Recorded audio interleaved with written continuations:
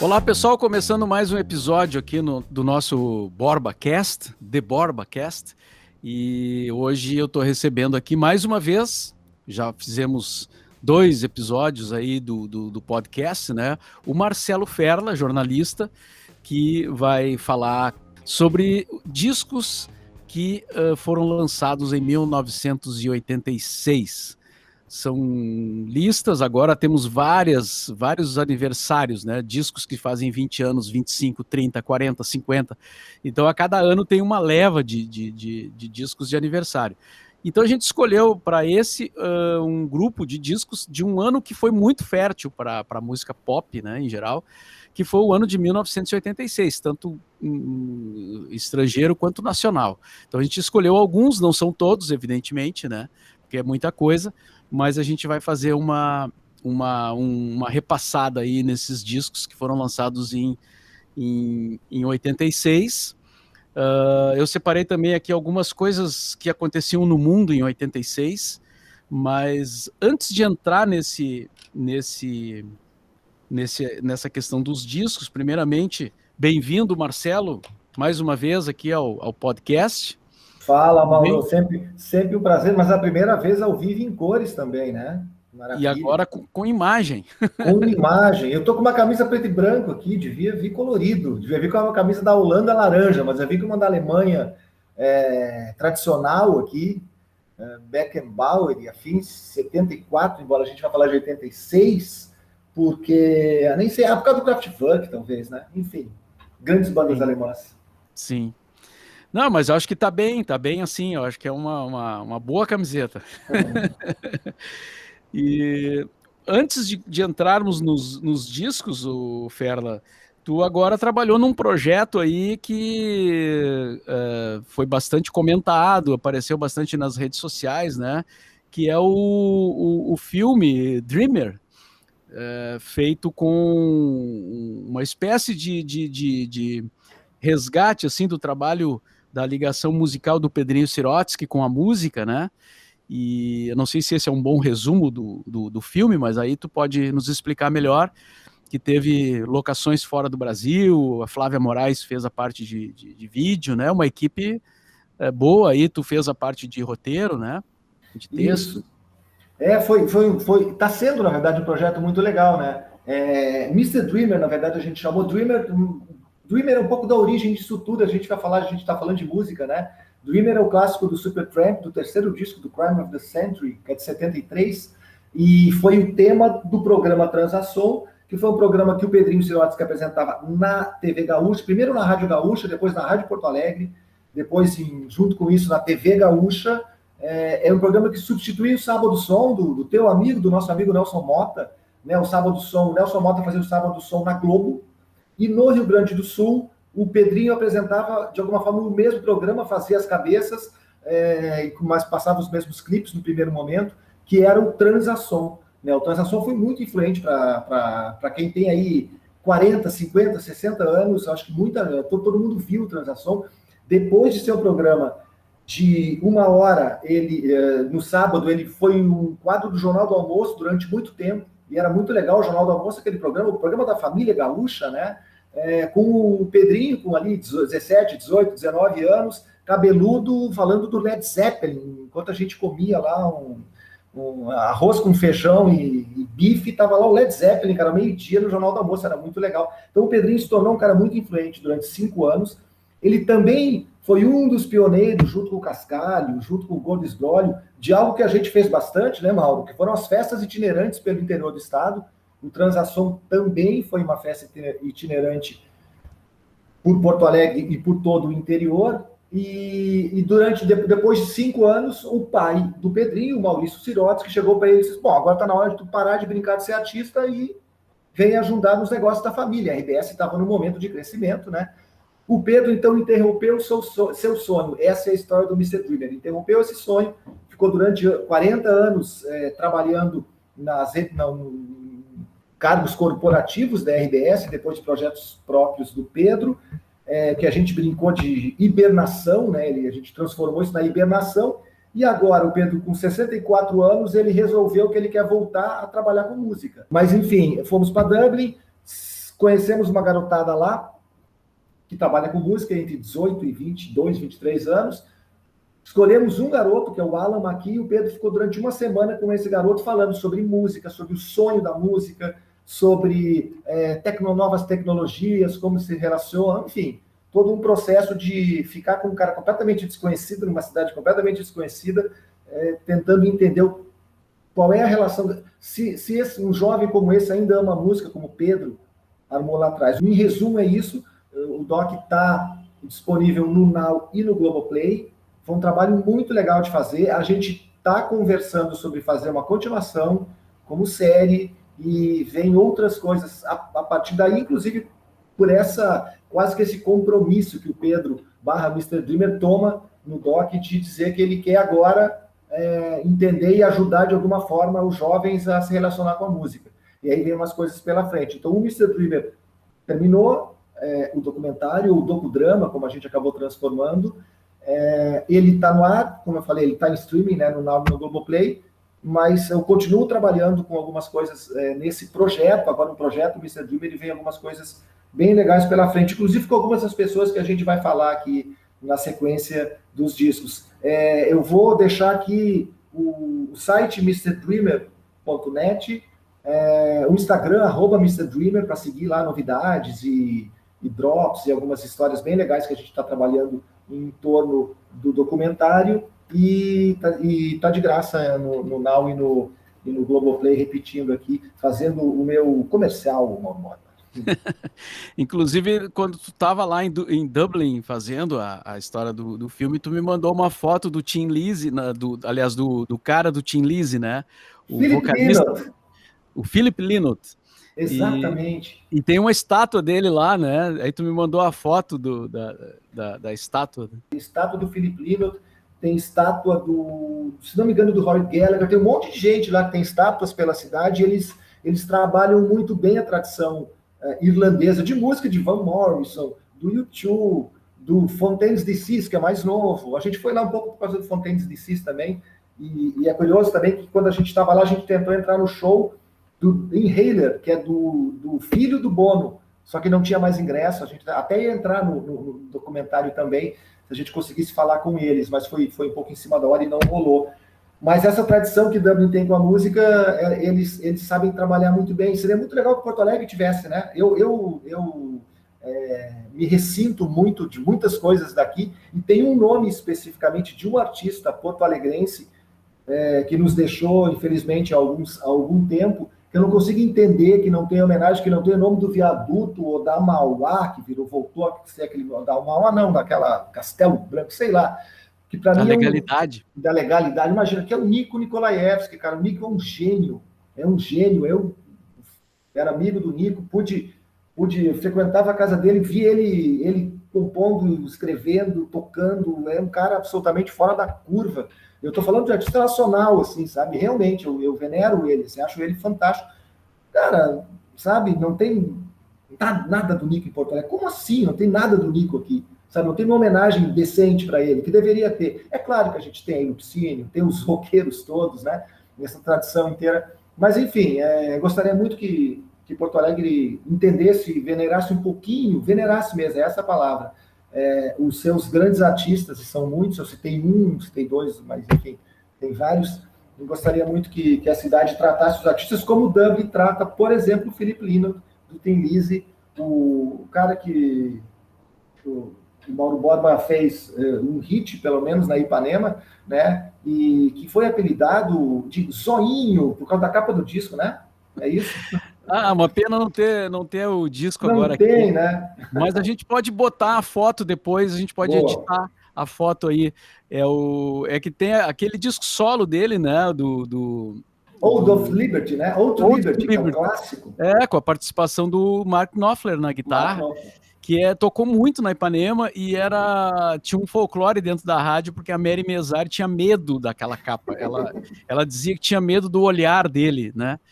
E aí a gente sacaneava a Mary, colocando o disco e sempre aparecendo, assim, deixava no estúdio o disco em cima da mesa, em cima de algum lugar, ela entrava e dava de cara com a capa do disco, e ela dizia, eu tenho medo eu tenho medo desse homem, ela dizia. E era engraçado. No fim, acabou virando uma piada, né? Mas, enfim, é um disco muito legal aquele. Então, assistam o filme lá, né? E confiram essa história aí da qual o Marcelo Ferla participa. Vamos passar para os discos, então? Vamos lá? Como falei no início, são discos que foram lançados em 1986, ou seja, estão completando 35 anos em 2021. Agora, não são todos os discos, né? A lista é maior. A gente pegou alguns, porque senão ficaria muito extenso. Mas seria o pontapé inicial, assim, né? Porque tem outras listas também. Discos de aniversário é uma coisa que agora é muito... está sendo muito valorizado, porque se produzia muito disco naquela época e agora, obviamente, esses discos estão fazendo aniversário, né? Então, até por saudade dos discos, as pessoas ficam falando muito nisso, né? Discos que faz 15 anos que lançou, 20 anos, que saudade, né, daquele período e tal. Mas, enfim, 1986, só para a gente contextualizar, assim, né? Foi um ano de muita produção de música. Vocês já vão ver pelos próprios discos que a gente escolheu, que são todos eles muito importantes e marcantes, assim. Mas, por exemplo, fora da música, foi o ano do cometa Halley, né? O primeiro a ser reconhecido como periódico, né? Também foi o ano do Plano Cruzado. Quem viveu aquela época, né? O presidente José Sarney criou o Plano Cruzado, que tinha como objetivo acabar com a inflação, que era um negócio absurdo no país, né? Deixa eu só pegar aqui, Mauro, para quem está aqui nos vendo, já que tu falou disso, se não está combinado, mas como tu falou de dinheiro, eu vou pegar um disco também que não é de 91, mas falar de Plano Cruzado. Quando a gente falar de 91 do Teenage Fan Club, que é um descasso isso aqui, a gente fala do Plano Cruzado. Tá bem. O Plano Cruzado, que na verdade foi uma loucura, né? Porque a inflação era, os preços aumentavam diariamente, né? Então tu ia no supermercado, vinha o cara com a maquininha para marcar o preço novo e a gente pegava rapidamente os produtos, assim, porque o cara vinha marcando, ele já vinha remarcando o preço novo, aí tal era a inflação do país, né? E aí o Plano Cruzado veio com a intenção de parar com essa inflação e tal, né? Bom, não vamos aqui contar toda a história do Plano Cruzado, que não é nosso objetivo, né? Melhor não, né? Mas também foi 86, estou falando, né? Do ano de 86. Foi o ano que aconteceu Chernobyl, né? Um dos piores desastres nucleares da história. Um reator que explodiu, liberou uma imensa nuvem radioativa, né? Até hoje as sequelas estão lá, né? Ou pelo mundo. Então é um fato que marcou o ano. Outra coisa importante que aconteceu em 86 foi a Copa do Mundo, que a Argentina ganhou com o Maradona fazendo o famoso gol de mão, né? Inclusive não foi contra a Alemanha? Foi contra a Alemanha, né? Não, foi contra a Inglaterra. Rapaz, se eu soubesse disso, eu até pegava o gol do Maradona. Depois, de repente, eu trago ele aqui. Eu vou te mostrar, eu vou mostrar como eu tenho esse gol. Daqui a pouco. E o Maradona deu a célebre frase, né? Que a La Mano de Dios, que fez o gol da vitória argentina. Também foi o ano dos Cavaleiros do Zodíaco, né? Que entraram nas telinhas japonesas em 11 de outubro daquele ano de 86. No Brasil saiu bem depois, né? Em 94, que entrou na Rede Manchete. E também foi o ano do filme Curtindo a Vida Doidado. Eita! Que é legal. Filme divertido, né? Sessão das Duas, pura. Sessão das Duas, com muitos hits, né? Na trilha. Muitas músicas legais e tal. Era isso, só para contextualizar o que acontecia no mundo, mais ou menos, né? Em 1986. E então a gente vai pegar aqui discos que foram lançados nesse ano. E o primeiro já é um absurdo, assim, né? De importante, de clássico. É considerado por muita gente o melhor disco da banda. O mais influente, talvez. Estou falando dos Smiths, né? E o The Queen is Dead. Deixa eu fazer um contexto, contar uma historinha rápida, que eu troquei uma mensagem por WhatsApp com o Mauro rapidinho, antes de a gente entrar no ar, e para se preparar um pouco, né, para não entrar totalmente cru, embora não tenha nada decorado aqui, mas aí, assim, eu estou aqui no meu escritório, no meu home office, e eu tenho, como o Mauro, a gente tem muitos discos, né, eu trabalhei em gravadora, eu trabalhei em rádio, trabalhei em revista, em jornal, então a gente ganhou discos a vida inteira, então a gente tem bastante discos, mas eu tenho especificamente aqui atrás alguns CDs que são CDs de artistas mais legais ou mais importantes em algumas instantes, e eu tenho do meu lado um número de alguns vinis que são os vinis mais legais, que é uma seleção. E quando o Mauro me mandou a lista, eu comecei a ler, eu me dei conta que sem precisar ir na minha outra sala e pegar, eu tinha 80% desses discos à mão aqui do meu lado. Então eu falei para ele, vou pegar os discos e vou mostrar. Então, na verdade, eu não precisei nem catar, realmente são discos muito importantes, o que quer dizer que esse ano de 86 é muito importante. É um ano em que as bandas brasileiras de rock estavam afirmadas, o rock tinha estourado, o Rock in Rio foi em 85, os primeiros discos foram ali 83, 84, 85, 86 tem os segundos discos de algumas bandas e terceiros de outras muito importantes, eu acho que a gente vai falar de alguns deles, e é um ano que a tal da cena musical inglesa estava muito forte, ainda já estava consolidada, e outras coisas que aconteceram nesse percurso. Os anos 80 e os anos 90 foram anos muito férteis para a indústria fonográfica, e os anos 80 de muita originalidade.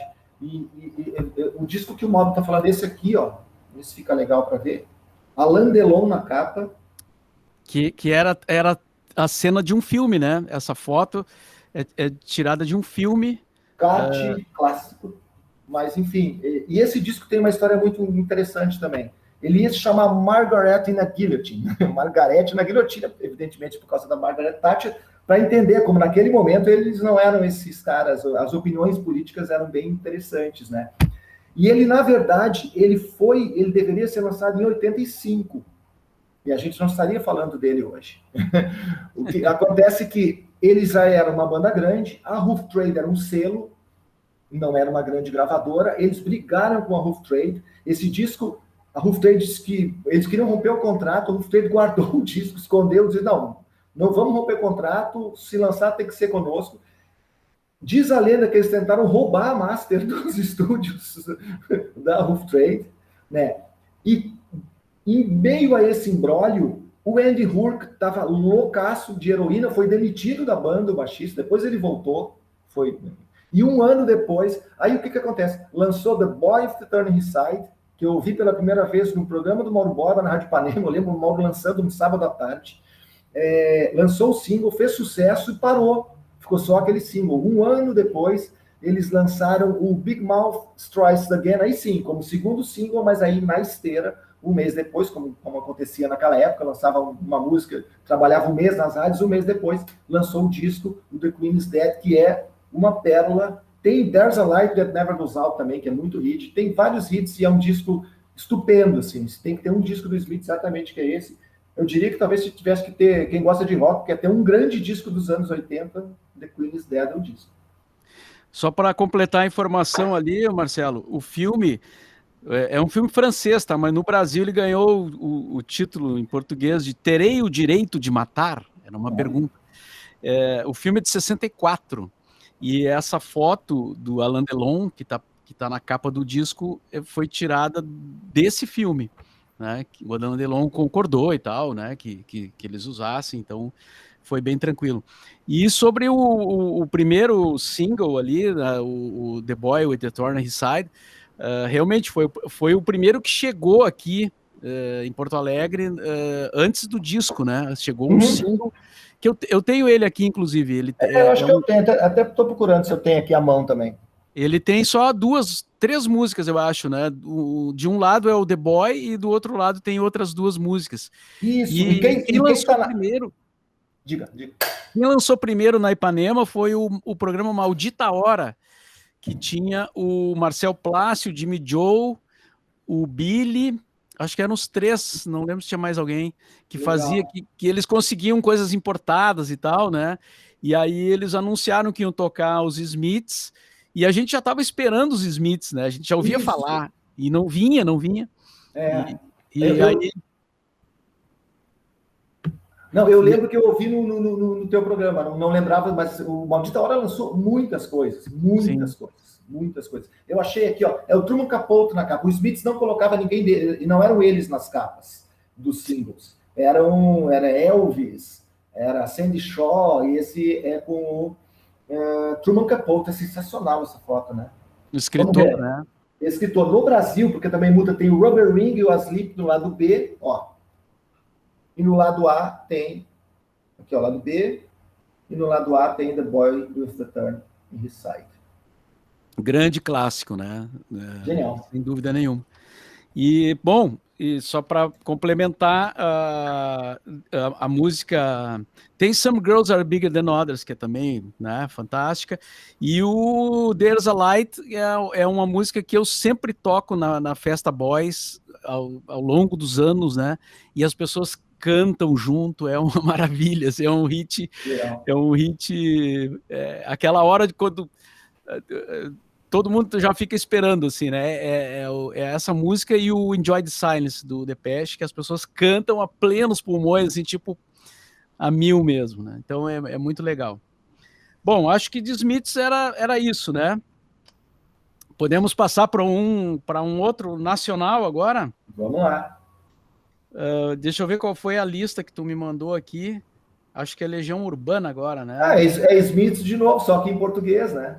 Aí a gente tira a originalidade, né? Sobretudo nisso. Aqui o 2. Legião Urbana 2, que é outro que tocou quase que inteiro nas rádios, né? Impressionante o que esse disco tocou. Músicas que ocuparam as paradas, né? Também lançado em 86. Ficou entre os 100 maiores discos da música brasileira feita pela Rolling Stone Brasil. E tem, olha só, Eduardo e Mônica, né, que foi impressionante. Índios, que também é impressionante. Uma música que foi regravada por um monte de gente, né? Quase Sem Querer. Isso só para falar, assim, as que mais apareceram, né? Mas tinha umas músicas que não foram tão sucesso, mas que eram muito legais, assim, que a Ipanema tocava muito também, que é a Andréa Doria, por exemplo, né? Então é um disco fantástico. Aí Tempo Perdido, né? Eu acho que Tempo Perdido foi a que fez mais sucesso e foi a primeira, né? Que é muito clássico. Aqui, esse é o encarte. O disco que eu tenho, esse aqui é o encarte. Se não me engano, essa foto é com o Marcelo Bonfá. Mas esse é o encarte. Algumas edições desse disco, essa é a capa. Eu tenho a versão que o nome Legião Urbana e a palavra 2 aqui são em alto relevo também. Tem várias versões, né, diferentes desse disco. Porque o que aconteceu em 86, exatamente, é que faltou insumo no Brasil, né? Então, as capas dos discos algumas eram com um material bem inferior, por conta, enfim, né? Eram outros tempos. O Brasil estava voltando ainda, tentando voltar a entrar nos eixos depois do regime militar daquela época, não de agora, né? E aí a gente estava sofrendo essas questões, faltava insumo, espero que não falte. Quer dizer, está faltando vacina, né? Enfim, está faltando insumo de novo, de qualquer maneira. Só que é mais grave agora, né, irmão? É mais grave, não é só por causa da capa do disco. Deixa eu pegar uma coisa que eu esqueci aqui, ó, que é um item um pouco de colecionador também, que é um pôster. É um pôster do The Boy, aliás. Que legal. Acho que dá para ler aqui. Quem está só nos ouvindo, eu estou mostrando aqui, né? Está mostrando um pôster dos Smiths, lançamento do disco na Inglaterra em junho de 86. Exatamente, 16 de junho de 1986, na Inglaterra. Muito bem. Só sobre o Legião ainda, nesse lançamento desse disco aí, o Legião fez talvez os maiores shows, né? Porque ele já tinha estourado o primeiro disco, já tinha se tornado uma banda enorme no Brasil, e quando saiu esse 2 aí foi loucura total, né? No Gigantinho, aquele show de lançamento com ingressos falsos, aí tinha muito mais gente do que cabia no Gigantinho, era uma multidão dentro do Gigantinho, ficou pequeno, né? Porque como tinha ingresso falso, entrou gente muito mais do que deveria, né?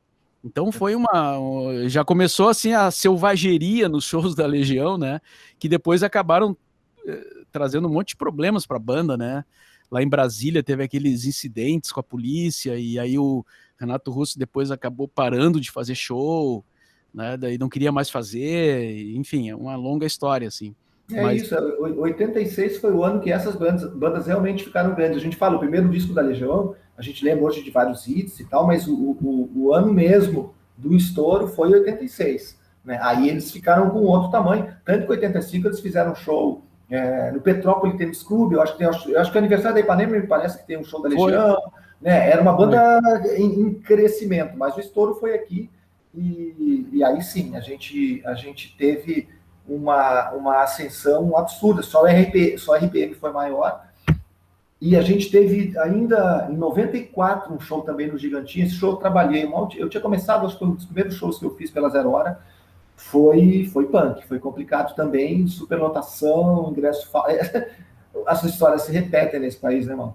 E foi bem complicado também, e logo depois a Legião parou de fazer show porque não dava mais.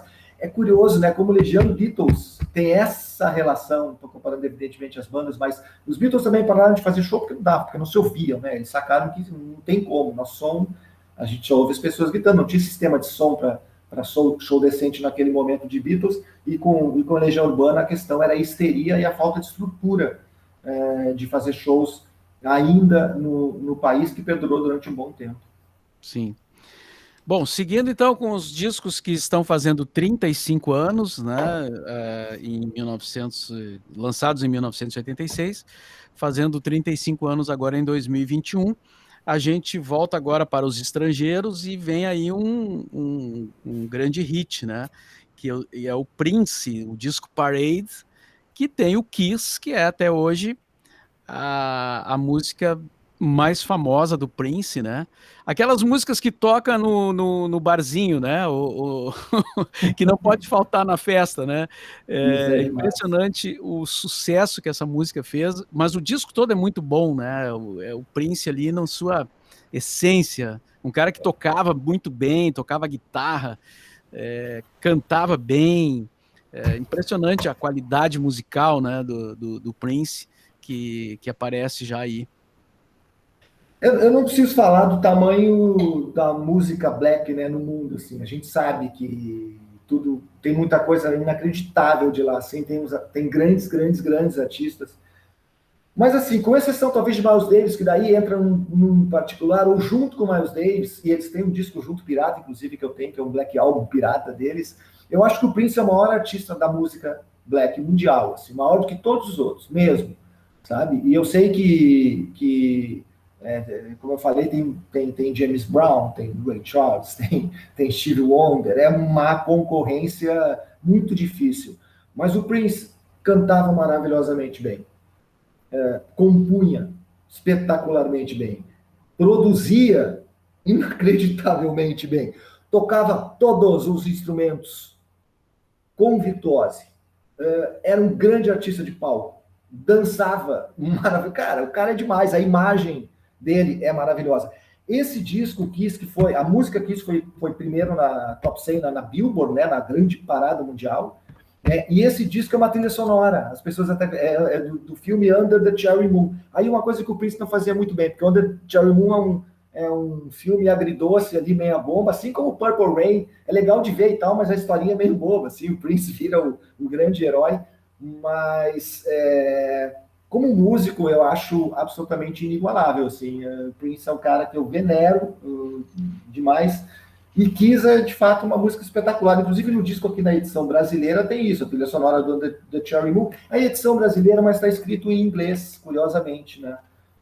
E a música que aparece aqui, o single, é o Kiss. E tu viu o show dele no Brasil? Não sei se foi no Hollywood... Foi no Hollywood Rock ou no Rock in Rio? Agora... Não, foi no Rock in Rio. Vi 2 shows dele. Foi no Rock in Rio. Cara, no Rock in Rio 2, né? No Rock in Rio 2, Maracanã. ficou pequeno o palco, aquela coisa assim. São os dois artistas que eu vi fazer um palco gigante ficarem pequeno, assim. E no mesmo festival. Eu lembro do Beck, por exemplo, que é um grande artista, ele sumia no palcão, sabe? Não é show grande.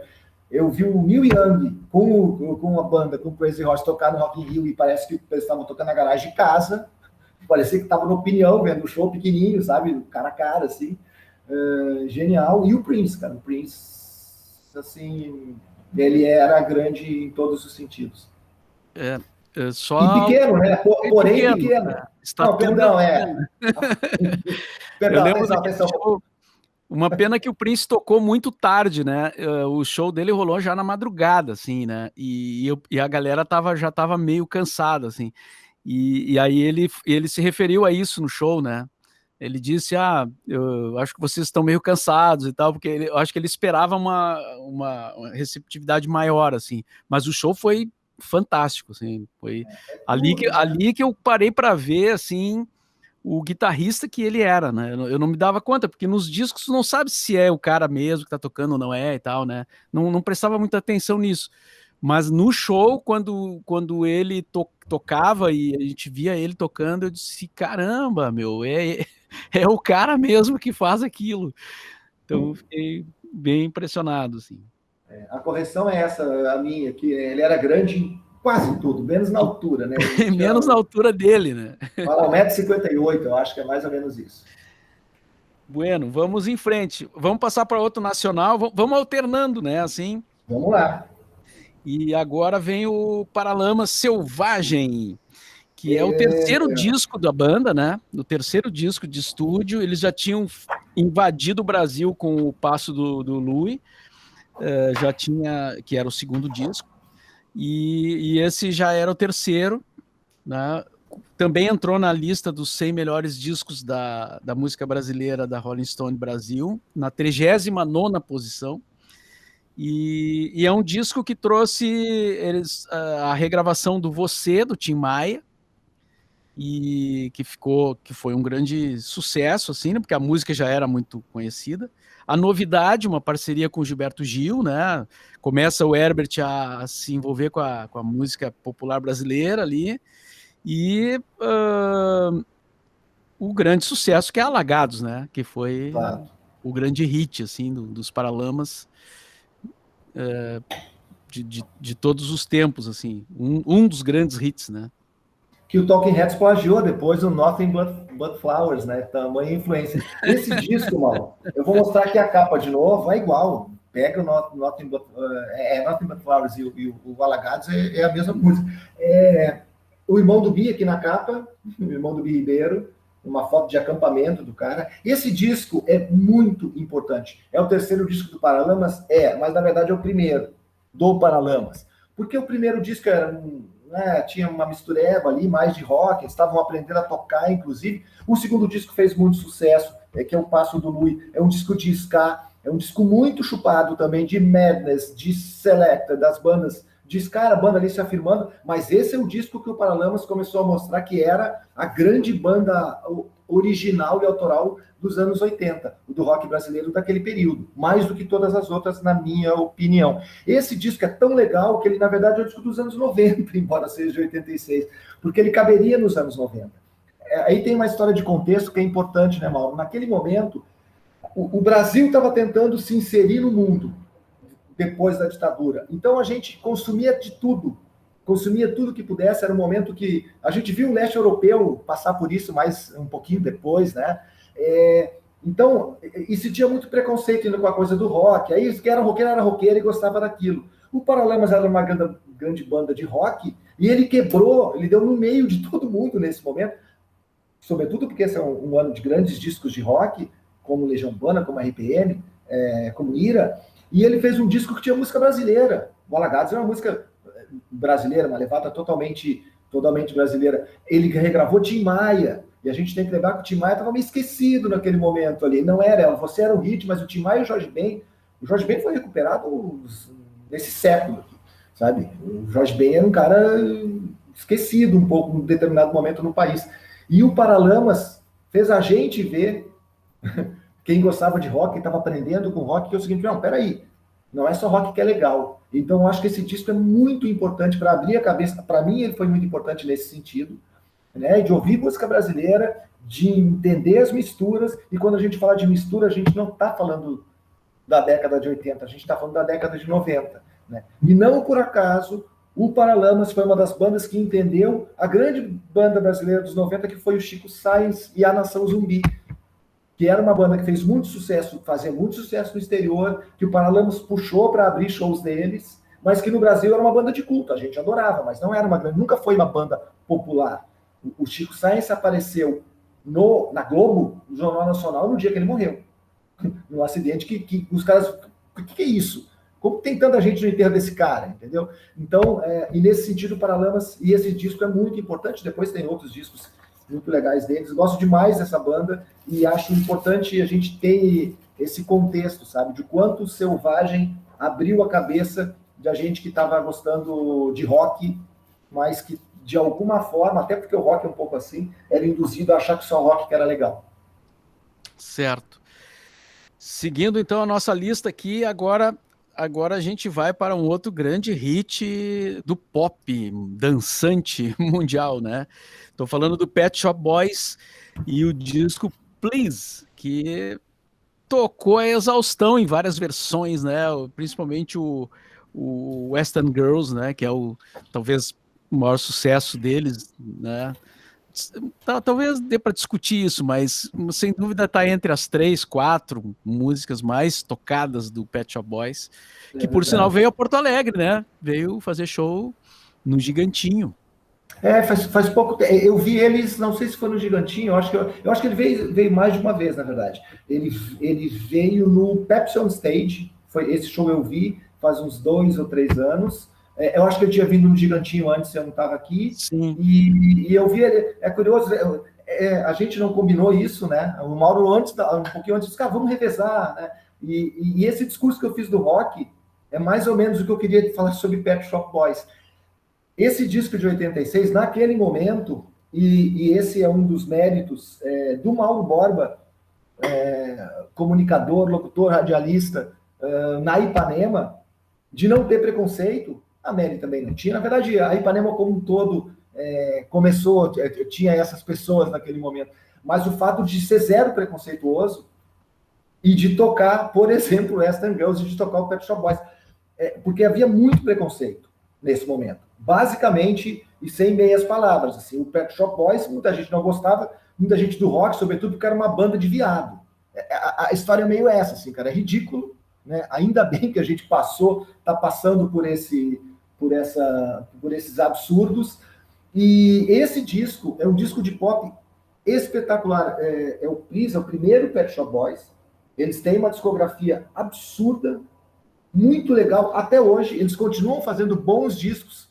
E eles fazem muitos discos. E esse disco é bom como um todo. Assim, o Western Girls é um clássico, realmente é uma música fantástica, uma música refinada, né? Com sintetizador. A questão do sintetizador era a grande novidade, né? Então, a gente está falando de originalidades aqui, né? O Pet Shop Boys não é exatamente original, mas ele estava completamente inserido naquele contexto de anos 80, que era do synth pop, que é tocar música com o sintetizador, embora eles tivessem guitarras também. Eles são muito legais. Aliás, Mauro Borba, eu acho que não sei se eu já te falei isso, eu conheci a dupla, eu fui apresentar os Pet Shop Boys por uma amiga em comum nossa, quando eles fizeram o primeiro show no Brasil e ganharam um prêmio no Brasil, que é a Consuelo Baldassi, a Consul, que trabalhava na Warner, onde eu trabalhei durante uns anos. Ela trabalhava com eles na Inglaterra, ela foi morar em Londres, trabalhava com eles lá, e aí num show aqui, fui convidado, porque eles ganharam um disco de platina, o disco de ouro no Brasil, e aí apareceu a Consul, que eu estou trabalhando aqui no guarda-roupa com eles, fazendo figurinos e tal, e eles são super legais, super tranquilos, e os caras, eu diria que quase humildes, assim, diante do tamanho que eles têm. E esse disco é muito legal, cara, muito legal, não só pelo Western Girls, tem outros hits aqui. Tem uma frase que é You got the look, I got the brain, let's make lots of money. Que é muito legal. É um pouco da cara disso, até de uma brincadeira deles com a ideia da MTV começando e de quanto era importante parecer bonito para ganhar dinheiro, para fazer música também. Mas é muito legal esse disco. E essa banda. Certo. Ali sobre a Ipanema, né? Na verdade, o que acontecia assim é que a Mary e a Nara eram mais do pop, né? Do que, por exemplo, a Kátia. A Kátia teve a fase bem metal, assim, né? E eu era mais rock, mas eu abria um pouco, assim, né? Para música pop, mas eu tinha a minha preferência, eram umas bandas de rock, né? Mas isso era um convívio bom, assim, dentro da rádio, né? A gente procurava não ficar, assim, né? A gente via que aquilo estava se destacando, então não deixava de tocar, né? Claro que se a gente pegasse as folhas de programação, a gente focava mais nas preferências de cada um, né? Mas aparecia ali sempre o lado pop da rádio também existia ali, né? Bom, vamos passar para outro nacional, então. Agora um dos grandes discos do rock brasileiro, eu diria, né? Titãs Cabeça Dinossauro.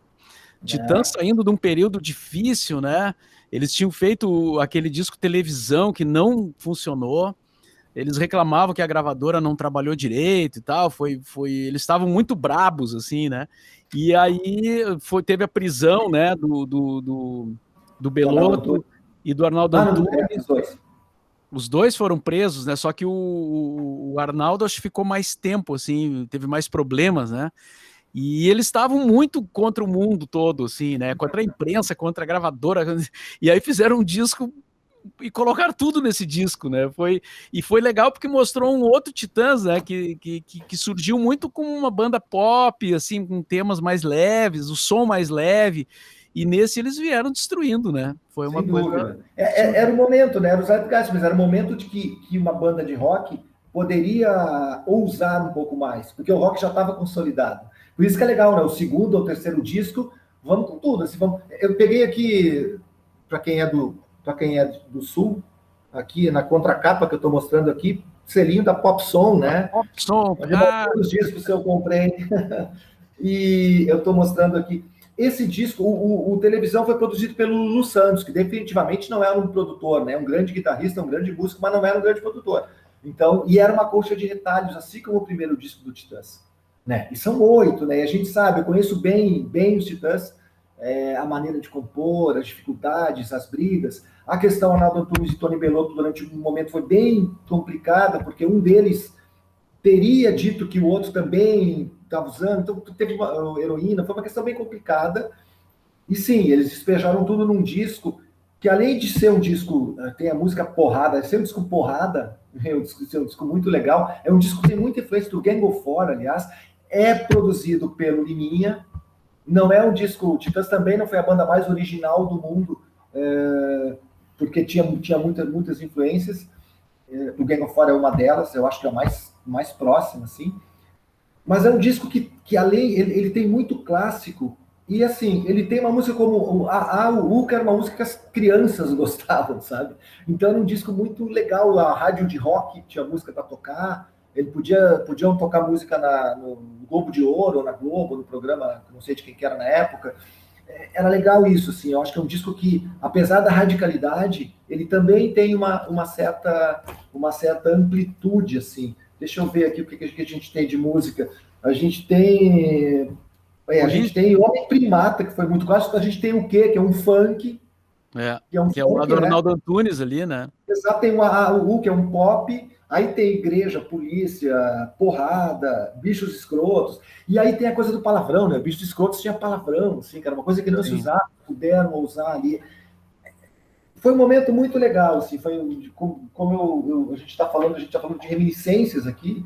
Foi um momento em que o Brasil parece que estava entrando num eixo aqui de o cara poder falar vai sim, pi, num disco, sabe? E tudo bem, né? A censura já estava, sabe? Já estava sendo um pouco mais. A dona Solange estava se aposentando, né? E nas festas, quando tocava o Bichos Escrotos, a galera urrava, né? Pô, demais, né? Demais. Vamos lá, vamos em frente, então. Estamos falando de 86, discos que foram lançados, né, no mundo, no Brasil e no exterior, e que acabaram fazendo sucesso aqui também. E agora a gente chega no New Order, o Brotherhood, que tem o grande hit, né, o Bizarre Love Triangle, que é outra pérola, né, do pop, o disco do New Order. Que eu tenho uma capa muito interessante, né, como todas as capas desenhadas pelo Peter Saville, que é o cara da Factory, né, da gravadora do New Order. O New Order eu tenho dificuldade às vezes para cravar isso, porque eu gosto de muita gente, de muita banda, mas o New Order provavelmente é a banda que eu mais gosto, assim, pelo crossover, porque é uma banda muito de pós-punk, eu adoro pós-punk, é uma banda muito dançante, ela foi muito importante para música eletrônica, para música de pista, ela foi muito importante para o rock também, vinda do Joy Division. Eu não gosto tanto desse disco, o Brotherhood talvez seja o disco dessa fase que eu menos gosto do New Order. Eu não sou fã do Bizarre Love Triangle, por exemplo, mas tem muita coisa. Esse disco é muito parecido com o primeiro disco deles, porque é um disco que ele tem um lado mais cru mesmo, mais tocado mesmo, com instrumentos, um lado mais pós-punk, e tem um lado mais dançante, que é claro, que acabou fazendo mais sucesso porque as pistas, naquele momento, pediam o New Order. Mas ele é muito legal, assim. Ele tem o Paradise, que fez muito sucesso também. Eu tô vendo aqui qual é o nome da música, que é uma música bem lenta, Every Little Counts, que é uma brincadeira de voz e violão com eles indo no estúdio e tal. E já era o momento que o New Order tava grande, assim, sabe? Olha aqui, ó. De novo a contracapa aqui. A Pop Som de novo. E tinha as versões remix, né? O New Order se prestava muito o som dele para versões remixadas, né? O Bizarre mesmo tem, sei lá, centenas, eu acho, de versões remixadas. E a gente conseguia o remix, né? Eu tenho alguns deles, eu tenho aqui alguns remixes que saíam a gente chamava de bolachão, né? Um disco single, assim, com o remix. Acontecia naquela época, e também era o começo disso, as gravadoras começaram a sacar, primeiro lá fora do Brasil foi um pouquinho depois, mas começaram a sacar que os artistas, a noite também definiu o que seria hit nas rádios. Então os remixes eram muito importantes porque tocava na noite, as pessoas gostavam e migravam as músicas para tocar nas programações das rádios. E sim, o New Order tem remix para tudo que a gente possa imaginar. Né? Era a década do remix, né? Bom, o próximo disco nacional é Ira, Vivendo e Não Aprendendo. Outro que está entre os melhores discos do rock brasileiro, né? O Ira é a minha banda preferida do rock brasileiro, assim, mas esse disco foi o que projetou eles, né? Flores em Você, com aquele arranjo, que na verdade foi a primeira vez que eles gravaram algo assim, né? Diferente da banda, porque tinha um quarteto de cordas, né? E era só o quarteto de cordas e o violão. E aí entrou no trilha de novela, né? Que era o grande divulgador de música no Brasil, assim. Mas o disco todo é muito bom, né? Tem os hits ali, Dias de Luta, eu acho genial. O Envelheço na Cidade, né? Acho que é uma das músicas de maior sucesso do Ira.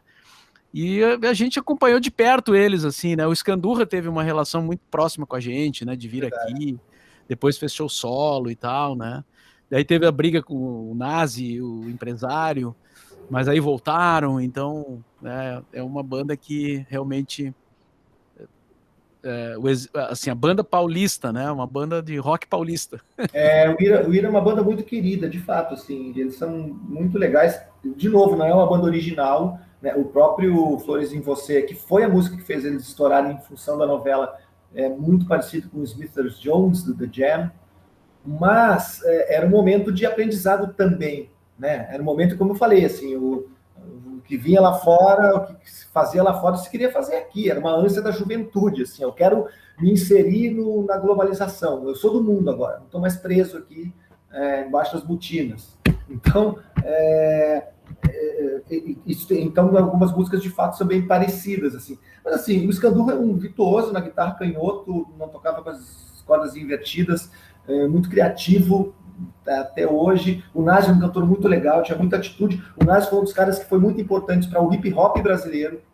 Inclusive nos shows ele fazia scratch, colocava, parava de cantar e ia brincar nos toca-discos. Ele produziu aquele disco, eu acho, hip hop de rua, que era um disco que a gente tocou muito na Ipanema lá, que tinha o clássico Lagartixa na Parede, se não era que é um parecido. Mas enfim, o Nas é um cara, eles todos são muito, muito legais e muito ligados, assim. E o Ira estourou nesse ano exatamente por causa da novela. E tem uma curiosidade sobre isso. O primeiro disco do Ira, que chama Dias de Luta, é Dias de Luta? Não, é o Dias de Luta, que é o primeiro disco deles, não tem no Spotify. E é um disco maravilhoso, assim, tem o, tipo, Ninguém Entende o Modo, que é uma música muito legal, até tenho o disco por aqui, mas é um disco que não tem no Spotify. O Vivendo e Não Aprendendo, eu acho que tem, mas não sei se todas as músicas, né? Mas a gente tem o vinil ainda bem. Eu acho que saiu em CD também não estou certo. Mas eu estou contigo, assim, o Ira é uma das minhas bandas brasileiras prediletas. A minha banda brasileira predileta é o Fellini, que é uma banda dos anos 80 também, que também é paulista, né, que não fez nunca o sucesso que se achava que ia fazer, mas é da turma do Scandurra, por exemplo. O Scandurra tocou em várias bandas paulistanas e paulistas naquele momento, né, Mercenárias, Smack, Voluntários da Pátria, era uma turma interessante ali. E o Ira também, a questão da atitude deles foi legal, em todos os sentidos, até nas coisas que não foram tão legais, assim. Tem um episódio do Nazi indo na Folha de São Paulo bater no Pepe Escobar, que era jornalista. Mas, enfim, outros tempos, e o Ira nunca deixava umas coisas muito baratas, assim, mas era legal essa questão da atitude naquele momento, não que a violência o seja, né? Até porque eu sou jornalista também, nunca ninguém quis bater em mim, que eu saiba, pelo menos. Então vamos tentar manter assim, né? O próximo disco é um absurdo que tem de hits, de sucesso, né? Até porque é um disco de singles, né? Que é o The Cure, Standing on a Beach, que ele teve um lançamento com outro nome parecido, né? Acho que foi um lançamento em alguma parte do mundo que ele ganhou um título um pouquinho diferente. Mas o sentido é o mesmo, na verdade, que é o Stand on a Beach é o nome que ele saiu no Brasil, né? Que tem Exatamente. grandes sucessos, né? Os singles Boys Don't Cry, In Between Days, Love Cats, é quase que só sucessos. Aquele programa só sucessos. Basicamente são só sucessos, porque assim, o The Cure teve o primeiro disco lançado do Cure no Brasil, foi um disco ao vivo, uma capa preta que tinha o selinho da Fluminense FM. O segundo disco lançado aqui foi o disco do In Between Days, cujo nome agora é Head on the Door. The Head on the Door. E aí tem a coletânea, porque eles vinham tocar, fazer show, aí depois no show eles lançaram o Kiss Kiss Kiss Me, né, nos shows no Brasil, inclusive o show de Porto Alegre. Então, aqui a gente tem uma espécie de resumo de coletâneas, de fato de singles, porque no mercado exterior, no mercado internacional, se lançavam singles das primeiras músicas, então é uma coletânea de singles e, portanto, das músicas mais importantes de cada um dos discos anteriores, onde algumas das músicas mais importantes dos discos anteriores do The Cure. E aí, assim, cara, é isso. Pegava uma festa, tocava absolutamente tudo. Tinha clipe para quase todas as músicas. Estou lembrando aqui do clipe do Love Cats, do clipe do Caterpillar, do clipe do Close to Me, que era aquela coisa claustrofóbica dentro de um roupeiro. O Killing Air, eu acho que não tinha. O Boys Don't Cry do primeiro disco deles, de um dos primeiros discos deles, que tem uma capa super colorida, que chama Boys Don't Cry, aliás, o disco. Cara, esse disco aliás, tem uma coisa legal disso. O The Cure descobriu que era uma banda grande quando veio para o Brasil. E por causa muito disso aqui também. Eles declaram isso, né? Nos diários de shows. Cara, a gente não sabia que a gente era tão grande. Porque eles não eram tão grandes lá naquele primeiro momento, assim. Era uma banda psicodélica, hard, pesada. Os discos claustrofóbicos, sabe? Muito legais, assim, mas às vezes grandiloquentes, tinha uma parada bem, bem pesada, assim. E aí, claro, fizeram um Between Days, que é um hit espetacular, que é um plágio do New Order, aliás, da música Dreams Never End, do primeiro disco do New Order, que é sensacional porque é um plágio assumido, e tem uma entrevista histórica com um jornalista entrevistando o Peter Hook, do New Order, que fala o seguinte, cara, vocês não acham que é um plágio essa música?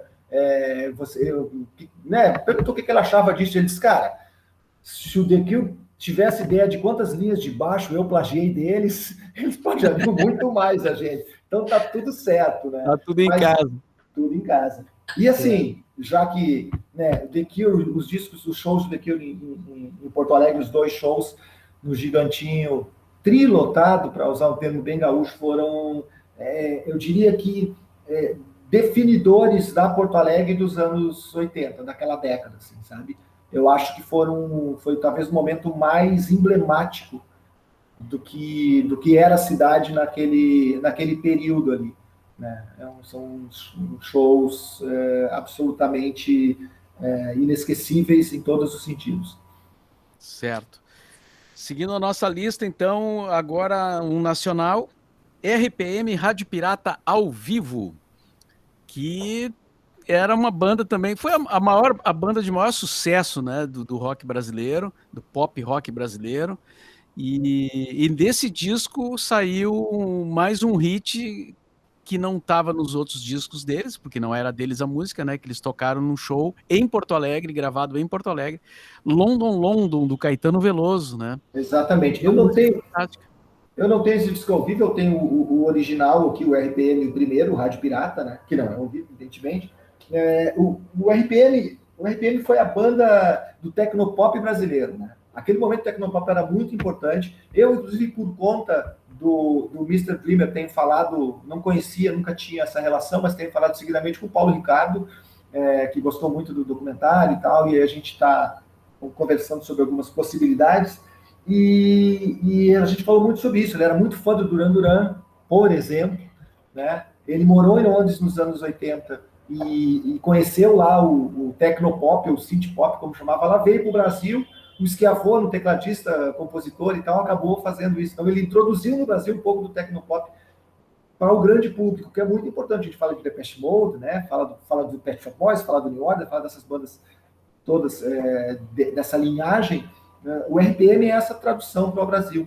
E o London, London, isso foi gravado em Porto Alegre, num show, estourou nas rádios, uma gravação meia bomba, e aí a gravadora fez um show em São Paulo, especificamente para gravar um disco ao vivo, por causa do London, London, que eles regravaram, e aí incluíram algumas músicas do RPM Rádio Pirata, mais algumas músicas novas, e esse disco vendeu 3.700.000 cópias no Brasil, que é um número, não é o maior, mas é um dos maiores números de rock dessa geração, sem dúvida, foi o disco que mais vendeu.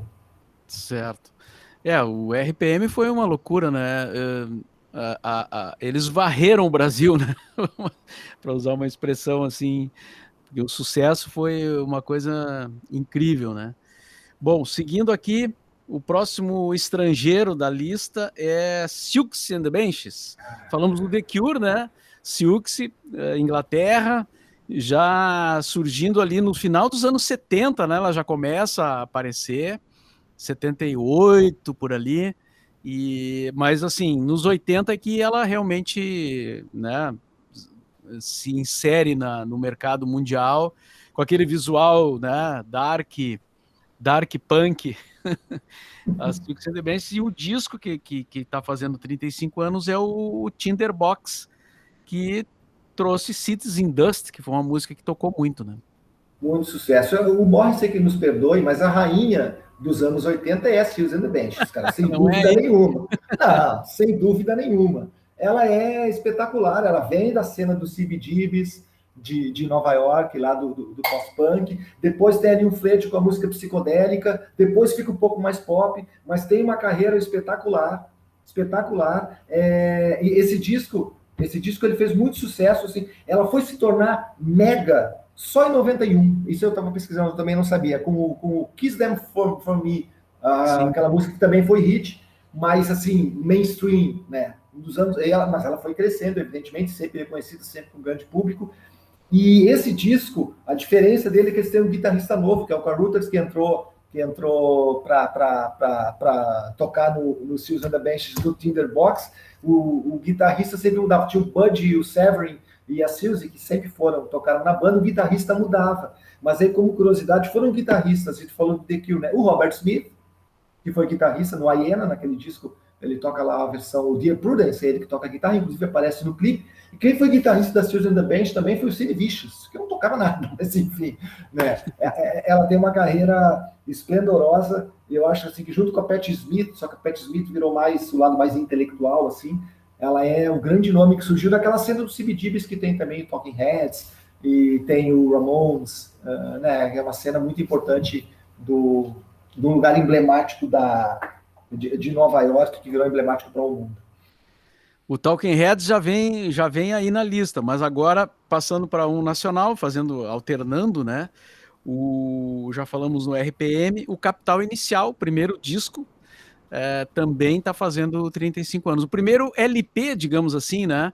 Porque antes eles tinham lançado um compacto, era um compacto simples, que é um disco pequenininho, que tinha o Descendo o Rio Nilo e o Leve Desespero, que tocava na rádio e tal, e eles vieram fazer show aqui em Porto Alegre com a abertura do De Fala, ali naquele cinema que depois virou igreja. Cine Castelo.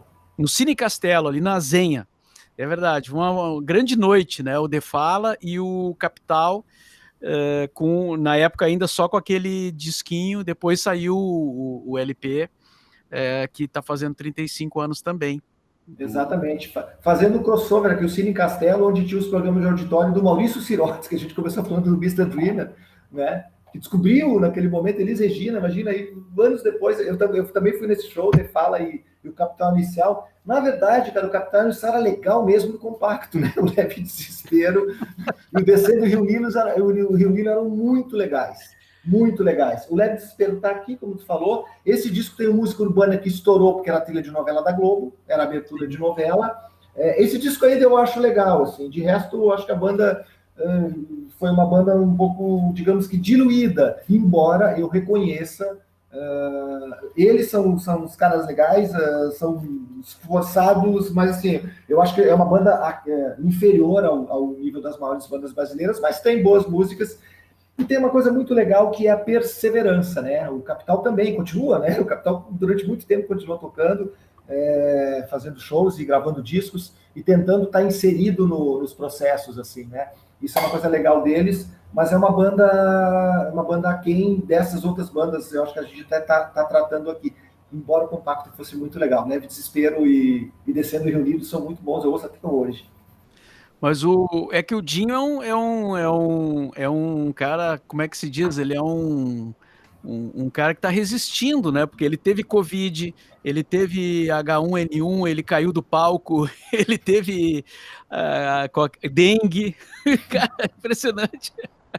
Não, eu não morro de amores pela banda, eu acho que musicalmente eles têm suas questões, mas eu volto a dizer assim, acho muito legal o fato de eles continuarem fazendo música e inclusive tentando se inserir nos processos vigentes, sabe?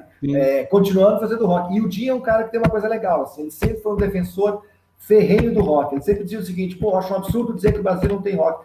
Curitiba, Porto Alegre, São Paulo são cidades roqueiras, sabe? O Brasil, o rock também é uma música brasileira. Eu acho isso muito legal, essa defesa que ele faz do rock. Certo. Próxima banda, como já anunciei, é Talking Heads, o disco True Stories, que fez grande sucesso, né? O Wild Life. E era trilha de um filme, né? Na verdade, era um filme, né? O True Stories. Exatamente. Com o David Byrne. E aí o disco é a trilha do filme, né? Tem o People Like Us também, que eu tocava bastante na rádio. É uma banda legal, né? O Talking Heads Cara, o Talking Heads é daquela turma de CBGBs. O Talking Heads é uma banda única também, muito original, muito antenada, sabe? Em todos os sentidos, no funk, no rock, nas novidades, nas latinidades. O David Byrne é um dos caras mais importantes da história da música, sem dúvida nenhuma, sabe? E esse disco é um disco, assim, o Talking Heads tem 10 discos inacreditáveis, sabe? Tem 10 discos, eu tô falando 10, sei lá, 9, 8, 12, tem todos os discos são muito bons, sempre tem invenção, sabe? Sempre tem alguma coisa diferente, são muito pops, sabe? São discos bons de tocar em rádio, bons de tocar em festa e são discos contundentes e interessantes musicalmente, sempre com propostas legais. O True Stories é um filme muito legal, né? Todas as músicas tocam, é quase que um musical, né? E elas sobrevivem das duas no filme e fora do filme também, né? E aquela coisa bem americana, né? O filme é um passeio assim pelo interior dos Estados Unidos, né? Isso, até um filme bom de rever agora, né? Faz muito tempo. Boris, tá convidado para vir aqui em casa quando acabar a Covid. Não sei se tu já te vacinou, mas eu tenho esse filme aqui. É difícil de encontrar, acho, True Stories. Eu tenho uma versão aqui do. Só se for em VHS. Olha, em VHS eu tenho bastante coisa, mas o True Stories eu acho que eu tenho no streaming. Tá bom. Grande filme, grande banda, e o David Byrne é um dos caras que tem que ser colocado sempre em qualquer das listas de maiores artistas da história, tem que estar o David Byrne junto. Bom, agora os últimos 2 discos que a gente selecionou, né? Como eu falei no início, não são todos os discos que saíram em 86, tem muitas outras coisas, mas a gente fez uma seleção aqui para não ficar muito extenso, né? E então agora um nacional, depois fechamos com mais um estrangeiro. E o nacional que vem agora é Marina, todas ao vivo. Marina ali estourando, né? A música, ela tinha feito o Fugaz, já tinha quando saiu, não, o Fugaz acho que veio depois, né? Fugaz é anterior. Fugaz, é anterior? Exatamente. Então ela já estava com um sucesso bastante grande, assim, né? E aí lança um disco ao vivo com Legião Urbana, inclusive, né? Que tocou bastante a música, a versão dela, da Legião, ficou muito legal nesse disco aí. E é um disco bacana. É um disco muito legal. É legal tu falar da Marina agora aqui, a gente falar, porque o Fugaz foi o hino da abertura, né? Foi o hino da volta ao Brasil. Disso que eu tô falando tanto, né? Eu vou confessar que agora, quando a gente teve as eleições e quando começou aquele momento conturbado que a gente está vivendo, eu voltei a ouvir muito Marina por causa do Fugaz. Aquele momento foi politicamente um disco importante. Esse disco que eu tenho para começar, que é a primeira faixa, que foi trilha de novela também. Olha como a gente falou desses discos brasileiros aqui, como todos eles, quase todos eles, estouraram porque tem uma faixa de abertura na novela. A música da Legião Ainda é Cedo, tem o Veneno, que fez muito sucesso também. É um grande disco e tem Fugaz, inclusive. E assim, cara, a Marina é a grande roqueira do Brasil depois da Rita Lee, né? A gente tem a Rita e sem comparação depois. Eu gosto muito da Pitty. Também acho que a Pitty guarda um pouco da Marina, mais evidentemente lá pro tempo da Pitty, né? Pro nosso século XXI. Mas a Marina, ela é espetacular, assim. As parcerias com o Cícero, com o irmão dela, são muito boas. As letras das músicas da Marina são realmente muito boas. Também não tem uma originalidade musical, mas ela é muito pop, ela é muito contundente, ela tem uma voz rouca interessante, que ela perdeu depois recuperou, enfim, né? Mas ela é um grande nome da música brasileira também, um grande nome do rock brasileiro, e que tem um trabalho que talvez nem seja tão reconhecido quanto deveria ser. E muita coisa muito, muito legal. Mas, enfim, ela está aí ainda fazendo um trabalho muito, muito contundente, muito legal. E para fechar, então, discos que estão fazendo 35 anos, agora outro grande disco estrangeiro, né? Que é uma banda fantástica, que a gente ouviu muito, né? Em vários aspectos, assim, ela fez sucesso, ela foi importante na questão da música eletrônica, né? São considerados precursores, assim, de uso de coisas eletrônicas. O tributo ao computador, né? Eles já faziam lá no início, no final dos anos 70, início dos 80. Estou falando do Kraftwerk, e o disco é o Sex Object, que tocou também bastante, né, na rádio. Muito clássico. Na verdade, e tocava em festa, né? Que é uma coisa que para o Kraftwerk não era muito comum, né? O Kraftwerk era mais viajante, assim. E esse disco ele é um pop, assim, eletrônico, bem dançante, né? Esse disco tem uma versão de remix. Na verdade, Mauro, Sex Object é uma das músicas. Esse é o Electric Café, o nome do disco. É o Electric Café, exato. Exatamente. Que tem o Music Non-Stop Techno Pop, né? Que era um hino. O Kraftwerk, quando o Florian Schneider morreu há 2 anos ou 1 ano, um dos integrantes, eu escrevi uma matéria para 0 Hora sobre isso, dizendo exatamente isso. Assim, vamos listar 5 bandas mais importantes da história do rock, da história do século XX. Vai começar por Beatles, vai sempre começar por Beatles. Entre as 5 ali tem que estar o Kraftwerk. O Kraftwerk viu o futuro, o Kraftwerk definiu o que se ouviria de música a partir dos anos 80 e depois dos anos 90, e depois a gente sabe qual é o tamanho da música eletrônica hoje. Eles são, de novo, absolutamente criativos, absolutamente bem contextualizados. Eles entenderam que o mundo estava virando um negócio digital antes do digital, na verdade, né? São originais, né? São extremamente originais e são grandes melodistas. As músicas têm melodias maravilhosas, têm harmonias muito legais, só que assim, o Kraftwerk foi a banda que humanizou a máquina, sabe? De fato, assim. Era muito difícil. Como assim a máquina? Não tá tocando instrumento, não tá tocando instrumento. Mas parecia que, sabe? Eles conseguiram conceder isso e a gente tem vários herdeiros deles, lá o Daft Punk, que é uma dupla espetacular também, que fez isso um tempo depois. Enfim, a gente não tem tempo para falar especificamente sobre isso. Mas é uma banda, um quarteto, que também continua na ativa, absolutamente espetacular. E eles são antítese, Mauro Borba. Eu vou me permitir aqui a mostrar, antes de a gente terminar, ou para terminar, um outro disco muito importante de 86, que é esse daqui, ó, que é um disco do Replicantes, que, aliás, o nome é por causa do Blade Runner, né? O nome é por causa do Blade Runner, que humanizava as máquinas também, que tratava disso. Esse disco aqui é o primeiro LP dos Replicantes, que chama O Futuro é Vortex. Tem também o compacto, com as 4 músicas. Anterior um pouquinho, né? Que é anterior, exatamente. Ele está virado aqui? Não, está certinho. O compacto tem Futuro é Vortex, Surfista Calhorda, Nicotina e Rockstar. Essas músicas estão no Futuro é Vortex, que é o disco de punk, um dos discos de punk mais legais da história do Brasil, sem dúvida. Não tem dúvida que o Carlos Gervásio é o maior letrista dessa fase do Brasil. As músicas... Se a gente pegar cada uma dessas músicas e ouvir as letras que o Gervásio escreveu em 85, 84, sei lá, hoje a gente cai para trás. Não é possível que esse cara escrevia tão bem assim. O Vander, espetacular, carismático, virou também um cara de uma carreira solo muito legal. E tem a música que eu mais gosto do Replicantes, que chama One Player, que é uma música sobre videogame, não chamava videogame ainda, mas sobre videogame, sobre jogar naquelas maquininhas lá no... não, é pré mesmo. Enfim, é mais ou menos isso. Também adiante do seu tempo, aliás. E é a Surfista Calhorda, grande hit do disco, né? Que já tinha sido gravada, mas no disco ela foi lançada, né, no Brasil inteiro e tal. Legal, Ferla. Fizemos mais uma lista, então. Ficaram coisas de fora, claro, né?